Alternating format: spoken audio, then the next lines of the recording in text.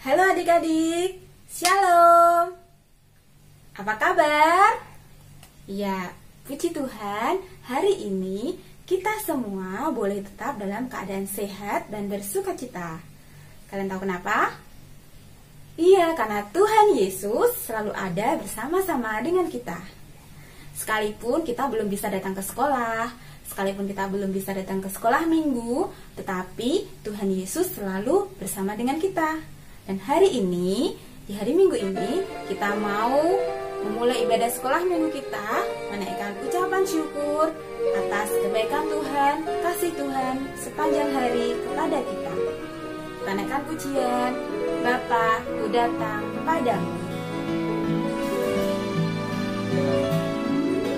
Bapa, ku datang padamu, naikkan ucapan syukur atas kasih anugerah-Mu yang indah setiap hari. Pagi hari, siang hari, sore dan malam hari, tak hentinya mengucap syukur atas kebaikan-Mu.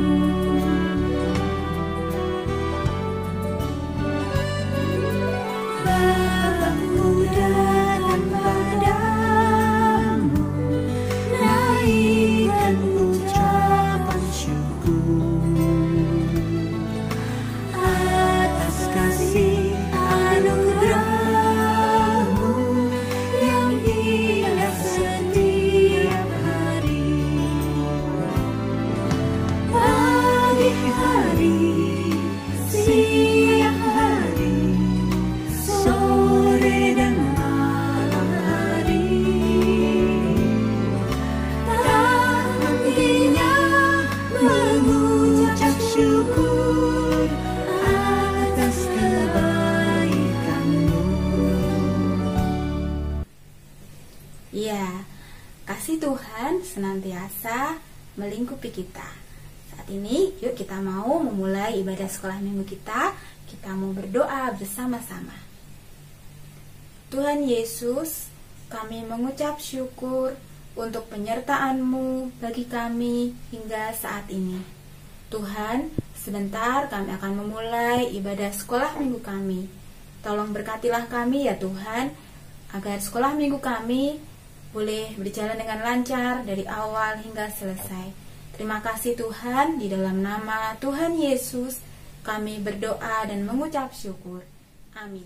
Adik-adik tahu, kasih Tuhan Yesus itu sangat besar buat kita. Lebih tinggi dari langit, lebih dalam dari lautan, bahkan lebih luas dari samudra. Seperti lagu yang mau kita nyanyikan kali ini. Kita mau buka suara kita mau bergerak, kita mau naikkan pujian. Kasih Yesus sungguh indah.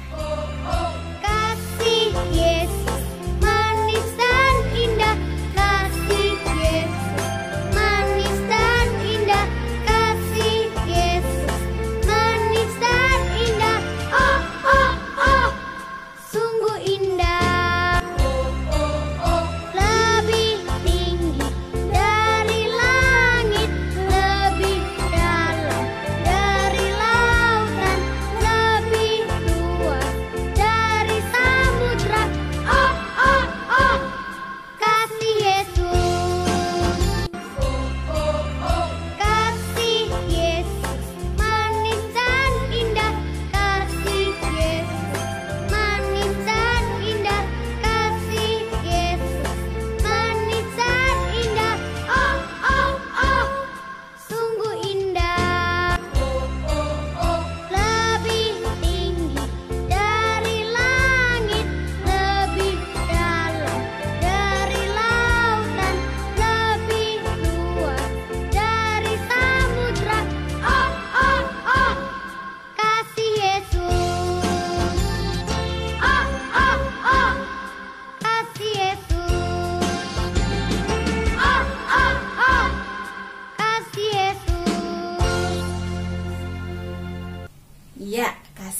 Yesus yang sungguh besar itu dibuktikan lewat pengorbanan Kristus di kayu salib untuk menebus dosa kakak, juga dosa adik-adik, dosa kita semua. Tapi Tuhan Yesus tidak suka kepada anak-anak yang dengan sengaja berbuat dosa. Salah satu dosa yang Tuhan Yesus tidak suka adalah kebohongan. Nah, hari ini sekolah minggu kita akan belajar tentang suatu kisah tentang kebohongan. Adik-adik sudah siap mendengarkan? Yuk kita siapkan hati kita siapkan Alkitab kita.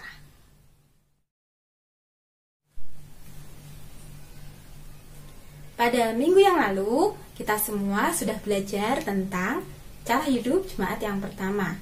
Mereka adalah sekumpulan orang yang sudah percaya kepada Tuhan Yesus. Mereka sehati dan sejiwa untuk beribadah bersama-sama kepada Tuhan. Dan mereka juga suka memberi. Mereka suka menjual tanah atau rumah mereka untuk dibagi-bagikan kepada jemaat yang membutuhkan. Nah, saat itu ada seorang jemaat yang bernama Bapak Ananias. Hari ini kita mau belajar tentang Bapak Ananias dan istrinya. Nah, bacaan kita hari ini kita ambil dari Kisah Para Rasul pasal yang kelima ayat 1 sampai 11. Di situ tertulis judulnya Ananias dan Safira. Siapa sih mereka itu dan bagaimana ceritanya? Ayo kita saksikan. Bapak Ananias mempunyai seorang istri yang bernama Ibu Safira. Mereka berdua memiliki sebidang tanah. Dan mereka ingin menjual tanah tersebut untuk hasilnya diberikan kepada rasul supaya bisa digunakan untuk menolong orang-orang yang membutuhkan. Bagus ya, tapi ternyata tidak seperti itu. Jadi, Bapak Ananias dan Ibu Safira, mereka sudah sepakat. Diam-diam, mereka menyembunyikan hasil penjualan tanah tersebut. Jadi, sebagian mereka ambil, mereka simpan sendiri, sisanya baru diberikan kepada para rasul. Sebenarnya bolehkah? Boleh, kalau mereka jujur. Tapi mereka nggak jujur. Mereka berbohong kepada Rasul Petrus. Mereka berbuat seolah-olah semuanya itu diberikan kepada para rasul. Padahal kan enggak. Sebagian udah mereka sembunyikan. Nah, waktu itu Bapak Ananias datang kepada Rasul Petrus. Pak Petrus, ini hasil tanahku. Tolong dibagi-bagikan kepada jemaat yang membutuhkan. Dikira oleh Bapak Ananias, Rasul Petrus akan memuji-muji. Tapi ternyata tidak. Rasul Petrus berkata, Ananias, mengapa hatimu dikuasai iblis, sehingga engkau mendustai Roh Kudus dan menahan sebagian dari hasil penjualan tanah itu?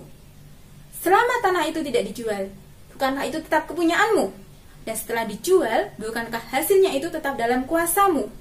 Mengapa engkau merencanakan perbuatan itu dalam hatimu? Engkau bukan mendustai manusia, tetapi mendustai Allah. Setelah mendengar Petrus berkata begitu, seketika itu juga Bapak Ananias langsung meninggal. Dia langsung rebah dan putuslah nyawanya sebagai hukuman karena dia sudah berbohong. Mendengar dan melihat kejadian itu, orang-orang yang ada di situ menjadi takut. Lalu datanglah beberapa orang muda datang mengusung Bapak Ananias yang sudah meninggal itu untuk pergi dikuburkan. Nah, kira-kira 3 jam kemudian, Ibu Safira yang tidak tahu tentang hal itu, dia datang kepada Rasul Petrus. Ketika dia bertemu dengan Rasul Petrus bertanya, Ibu Ananias, katakanlah kepadaku, dengan harga sekiankah tanah ini kamu jual? Jawab Ibu Safira, betul, hanya sekian. Kata Petrus, mengapa kamu berdua bersepakat untuk mencobai Roh Tuhan? Lihatlah, orang-orang yang baru menguburkan suamimu berdiri di depan pintu, dan mereka akan mengusung engkau juga keluar. Setelah mendengar itu, seketika itu juga, Ibu Safira juga langsung meninggal, karena dia sudah berdusta. Kemudian orang-orang muda tadi yang baru selesai menguburkan Bapak Ananias, datang untuk menguburkan juga Ibu Safira. Mendengar itu semua, semakin ketakutanlah seluruh jemaat. Wow, sungguh mengerikan ya akibat dari dosa berdusta itu. Hanya karena berbohong, mendustai Allah, Bapak Ananias dan Ibu Safira langsung meninggal di saat itu. Apakah kita sering berbohong? Nah, dari cerita ini kita mau belajar dua hal. Yang pertama, jangan berdusta. Apa itu berdusta? Berdusta sama dengan bohong. Kita mungkin sering berbohong tanpa kita sadari. Misal, kita di sekolah mencontek, itu juga berbohong. Atau kita berbohong sama papa mama karena takut dimarahin. Kita atau berbohong sama ibu guru, bapak guru, karena kita takut dihukum. Kita tidak boleh berbohong. Pelajaran yang kedua adalah jangan berpura-pura berbuat baik. Apa ya maksudnya? Maksudnya adalah kalau kita mau berbuat baik, ya berbuatlah baik, karena itu memang sudah Tuhan perintahkan. Sebagai anak Tuhan yang sudah mendapat kebaikan dari Tuhan, kita harus berbuat baik. Tapi bukan untuk mencari pujian. Kita bukan berbuat baik nih supaya aku mau bantuin temanku biar nanti dia bilang, "Ih, baik banget ya." Bukan begitu. Kita mau bantuin papa mama supaya kita dibilang baik. Bukan, kita berbuat baik karena Tuhan Yesus sudah baik sama kita. Jadi kita juga harus berbuat baik kepada orang lain. Nah, permasalahannya adalah ketika kita sudah berbohong, kakak juga pernah berbohong. Kita semua pasti pernah berbohong. Tapi Tuhan Yesus baik. Tidak seketika juga kita meninggal seperti Bapak Ananias dan Ibu Safira. Mengapa? Karena Tuhan Yesus mengasihi kita. Ketika kita sudah berdosa, kita sudah berbohong, kita bisa berdoa, meminta ampun kepada Tuhan. Dan Tuhan Yesus yang sudah mati di kayu salib akan mengampuni kita. Dan kita akan memperoleh hidup yang baru lagi. Bagaimana? Apakah adik-adik mau berjanji untuk belajar tidak berbohong lagi? Ya. Nah, supaya kita lebih ingat, kita mau naikkan satu pujian yang mengatakan bahwa aku ini senang jadi anak Tuhan karena Tuhan baik sama aku. Dan aku gak mau berbohong lagi. Karena ketika aku berbohong, aku bukan membohongi manusia, tetapi aku membohongi Roh Kudus yang ada di hatiku.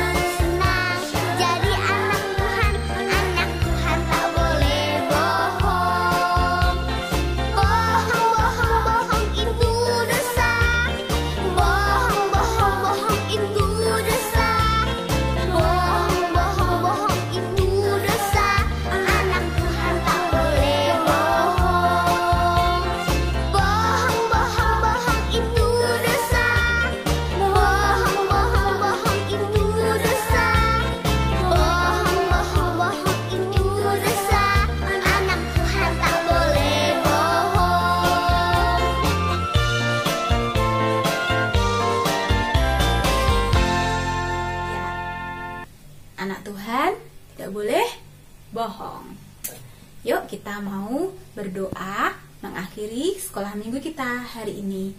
Kita juga mau berdoa meminta ampun untuk semua dosa kita kalau kita sudah pernah berbohong. Ayo kita berdoa.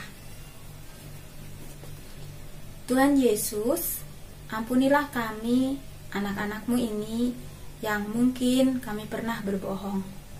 Tolong kami ya Tuhan, supaya kami menjadi anak yang baik, yang tidak suka berbohong, tetapi suka membantu orang lain. Tuhan, terima kasih untuk pengampunan-Mu. Dan terima kasih juga Tuhan, kalau kami boleh selesai sekolah minggu hari ini. Terima kasih untuk penyertaan-Mu. Di dalam nama Tuhan Yesus, kami mengucap syukur. Amin.